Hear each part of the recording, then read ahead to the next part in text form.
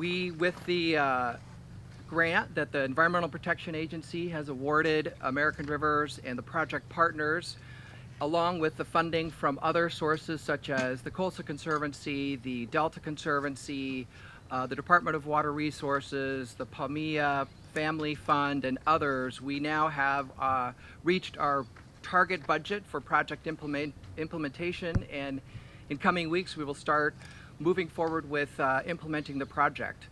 Although we have been working on this with partners for over 10 years, and so it's exciting to be here to reach this milestone and celebrate and rejuvenate for the next phases of the project. This project is really about, in my view, three things: potential, partnerships, and perseverance.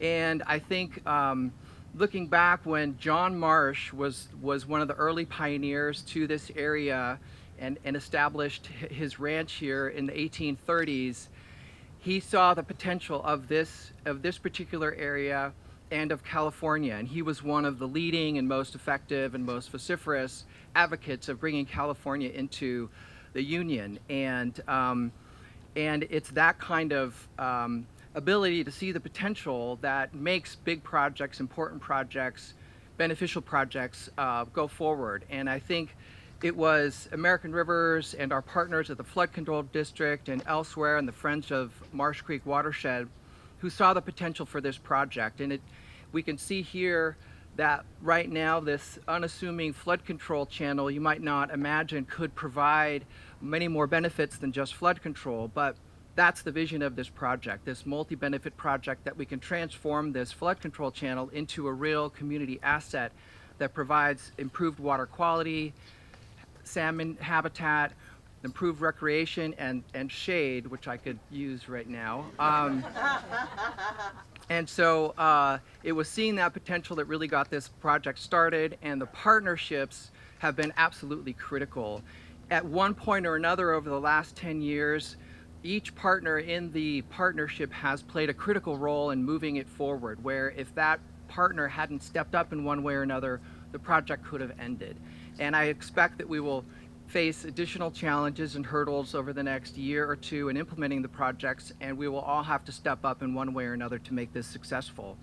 And that gets the perseverance aspect of this project that is so important. It's a really complicated project. You might not think that transforming this flood control channel into the community asset of a riparian forest with habitat and recreational access should be that difficult. But with the, I believe, 8 funders we have, $8 million or more project funding, multiple permits, private landowners, and lots of other challenges, there are many things that could go wrong, but we have overcome those to date, and I'm confident that we will get this project completed in the next 2 years.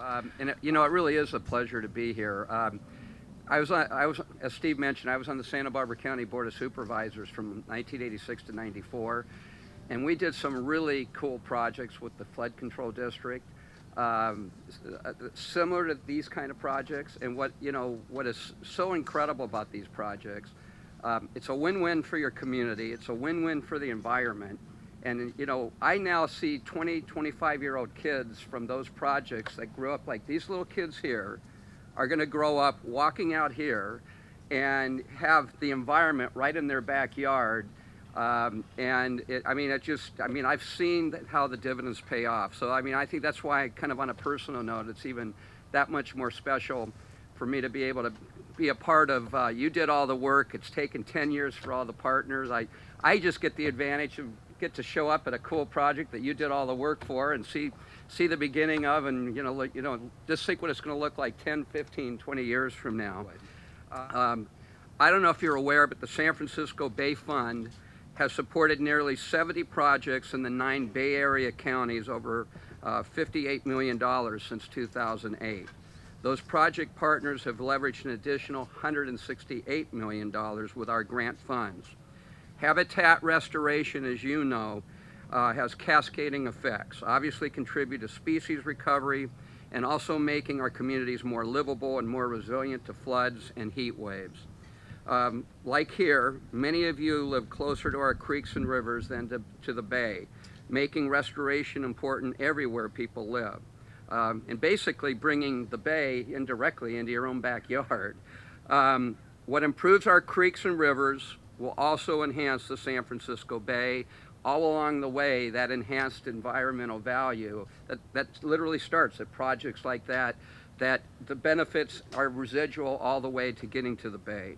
So again, I just want to thank you for letting me be a part of this. I always love coming back about 10 years after these kind of projects to see where it's at.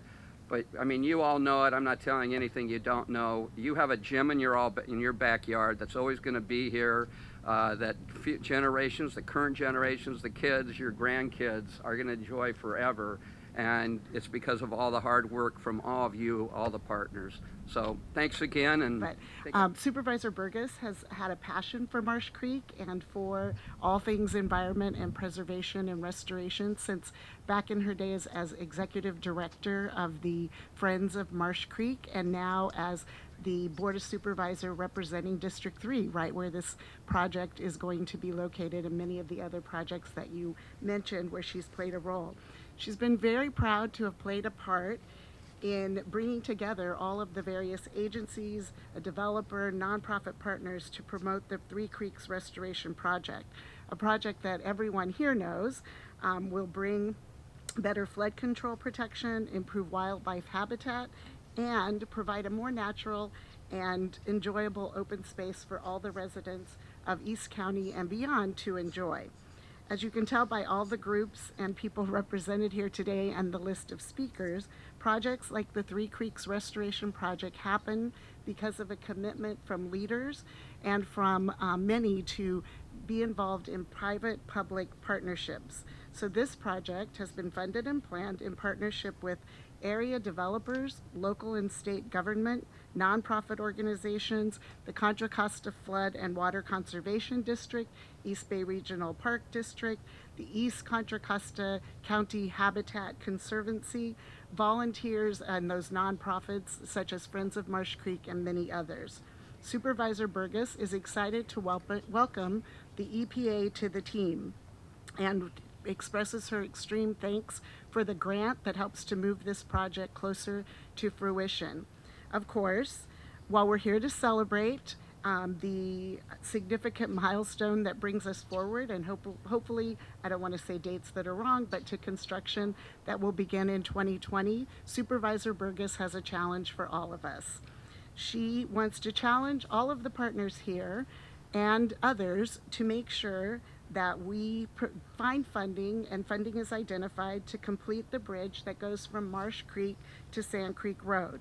That connection, while this project is fabulous and wonderful and has so many benefits to us, Supervisor Burgess is committed to making sure we find the funding for this to allow it to move pedestrian and cyclist traffic safely through the through the trail to schools, local shopping centers, and to the future multimodal transit center. So, for these reasons and many others, while she's very thankful and very much wishes that she was here today to celebrate with you, she's also very committed to challenging all of us to make sure that we celebrate today and continue working to make sure the whole project comes to fruition, not tomorrow, but as we go forward into the future. So congratulations, and thank you very much for inviting Supervisor Burgess to participate today. Good morning, and thank you all for being here. I do want to acknowledge some very important people that are here this morning from the City of Brentwood. Councilperson Karen Rary, who has been involved in this project for some time. Also, the director of our Parks and Rec Department, Bruce Mulder, is here as well. And all of the other staff that is here.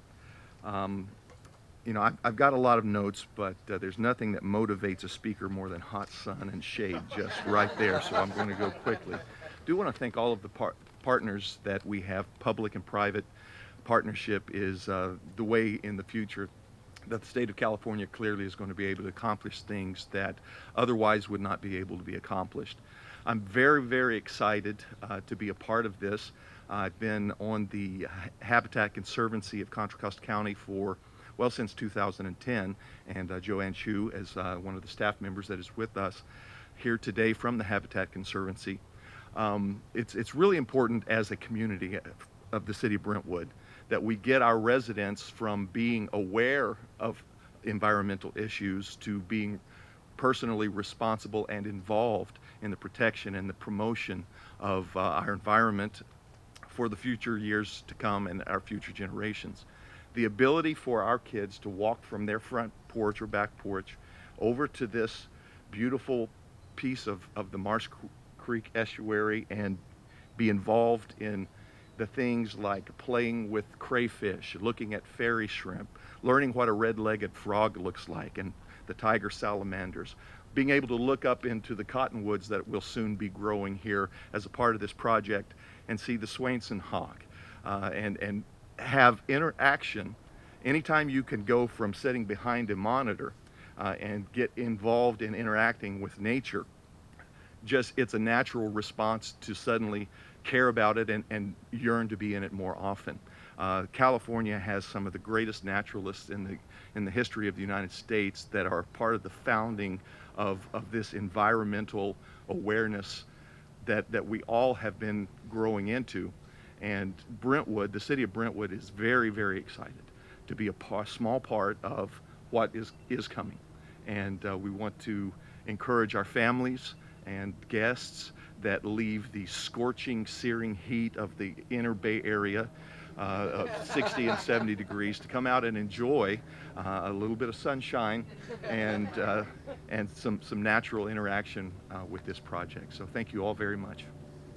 It's an inspiring image someday to think about kids playing in the creek under the shade of willows and cottonwoods and alders and for the first time seeing a crayfish or a frog or something like that. It's exciting. Next up, we will have Tim Jensen, the Chief Engineer of the Contra Costa County Flood Control and Water Conservation District. Tim has been a stalwart partner in this effort for years and years, and it is no understatement to say that we would not be here today without Tim. So thank you very much, Tim. Yeah. Thank you, Steve. Good morning, everybody. Thanks for coming out today. It's good to see a big crowd of supporters for this project. And like Steve said, this and many of you said before, it's a great project, and we're glad to be a partner in this project. The mission of the Contra Costa Flood Control District is to reduce flood risk, promote stormwater quality, and restore and enhance our natural resources in an environmentally sensitive manner for the communities throughout Contra Costa County. And this project definitely fits with our mission. We're even able to do above and beyond thanks to our partnership with American Rivers and the large amount of grant funds awarded to this project. And this EPA grant specifically is a critical piece to move us over the top from talking about the project, preparing the project, to actually building the project. We are excited about building this project starting next June, and we're looking forward to another big event like this. It's going to be a groundbreaking ceremony, so make sure you're ready for that when it comes up. We'll be announcing it. And we also appreciate the cooperation from the City of Brentwood on this project. Their cooperation has helped us to provide public parks and public access in this project. That's very unusual for a flood control project. We normally don't do that. In 2009, the Flood Control District formally rolled out a long-range vision to be replacing our aging infrastructure with natural systems throughout Contra Costa County. We'd been talking about it and had been doing some small steps, but this formalized a long-term vision that we call our 50-year plan. This project is another step in that direction, and it's allowing us to do a pilot project that's meeting our mission and also helping us understand the next path forward in our 50-year plan. We're learning a lot about the process, the funding, and the need for partnerships. One thing about funding that is, it's similar to what has been in the past, where there'd be a small portion of local funding and a large portion of federal or other funding. In this project, the Flood Control District share is less than 25%, and outside funding is bringing up the balance of that. That really makes it more feasible for us to do more projects like this. In the past, our projects were designed and funded by one agency, like the Army Corps of Engineers, the Soil Conservation Service, and they only provided single source flood protection. So this Marsh Creek project that you see out here actually was a large benefit to the community at that time when it was mostly agricultural based. Marsh Creek, Deer Creek, Dry Creek, Sand Creek, a lot of facilities, dams were built along here, but it really changed the ecological character and function of the creek. It did provide protection from land erosion and flooding, but removed many of the natural ecological functions of Marsh Creek.